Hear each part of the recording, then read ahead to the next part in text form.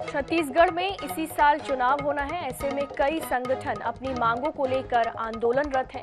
रायपुर बूढ़ा तालाब स्थित धरना प्रदर्शन स्थल पर लगातार प्रदर्शन की वजह से आम लोगों को भारी परेशानी का सामना करना पड़ रहा है, क्योंकि यहां प्रदर्शन के चलते अक्सर रास्ता जाम रहता है।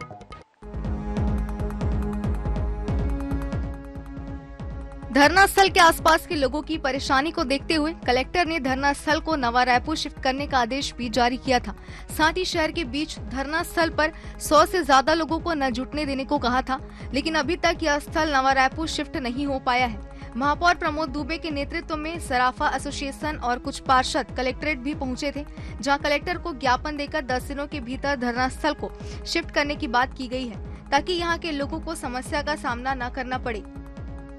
लोगों ने ये निर्णय लिया कि चाहे कुछ भी हो जाए, अब ये आर या पार की लड़ाई है और सारे लोग अब एकजुट होकर के ये राजनीति से ऊपर उठकर, देखिए हम शहर में पैदा हुए हैं और शहर में बहुत सारे जो हजारों लोग हैं वो इससे इतने पीड़ित, प्रताड़ित, प्रवंचित हैं कि रोज हमको हजारों फोन आते हैं।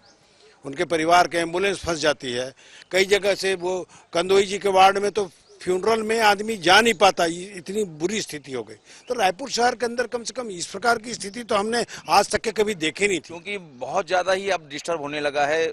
एक धरना लगता है तो सैकड़ों की तादाद में वहां पर गाड़ियां आ जाती, तो आना जाना दुश्वार होता है। उधर से लोगों की जिनकी डेथ हो जाती है, उनकी बॉडी भी जाती है, तो उनको भी वहां पर वेट करना पड़ जाता है। तो मैं कलेक्टर साहब से निवेदन करता हूं, आपके माध्यम से सूचना देना चाहता हूं पूरी पब्लिक को कि वहां पर इस धरना स्थल का पूर्ण रूप से जोर से विरोध किया जाए, ताकि वहां से वो लोगों की परेशानी का सबब बना यह धरना स्थल अब राजनीति का अखाड़ा भी बन चुका है। धरना स्थल को लेकर पक्ष विपक्ष एक दूसरे पर आरोप लगा रहे हैं। कांग्रेस का यह कहना है कि बीजेपी नहीं चाहती कि यह धरना स्थल हटे और लोगों की परेशानी कम हो। वहीं बीजेपी ने कांग्रेस पर आरोप लगाते हुए कहा है कि कांग्रेस और निगम के लोग सिर्फ और सिर्फ अपनी राजनीति चमका रहे हैं। धरना स्थल निगम के दायरे में आता है, अगर इतना ही लोगों का ध्यान है तो हटा कर देख ले। निश्चित तौर पर धरना स्थल के बारे में लोगों की मांगे आ रही हैं, लंबे समय से मांगे आ रही हैं कि धरना स्थल के कारण यातायात बाधित हो रहा है, परेशानियां भी हो रही हैं और सरकार के संज्ञान में भी आया था। कुछ समय पहले हमने धरना स्थल पे यहाँ से स्थानांतरित करने के बारे में विमर्श भी किया था, तो भारतीय जनता पार्टी के लोग स्तरहीन राजनीति करके इसका विरोध किए थे।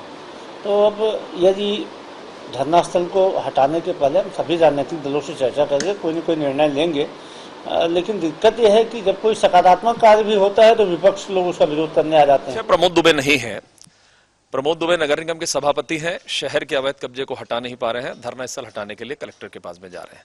कुल मिलाकर सरकार के खिलाफ में इस चुनावी वर्ष में जिस तरीके से धरना स्थल पर जो भीड़ बढ़ रही है, इसको देखकर प्रशासन और कांग्रेस शासन दबाव में है। इसलिए उन्होंने एक मोहरे के रूप में प्रमोद दुबे को कलेक्टर के पास में भेजा है कि धरना स्थल के खिलाफ में आवाज उठाओ और धरना स्थल बदलो। कुल मिलाकर भूपेश बघेल की सरकार की सफलता जो धरना स्थल के माध्यम से शहर के अंदर में दिख रही है, ये उसका दबाव है कि ये धरना स्थल हटाने पर मजबूर है कि धरना कहीं बाहर चला जाए और पब्लिक को ये चीजें दिखे नहीं।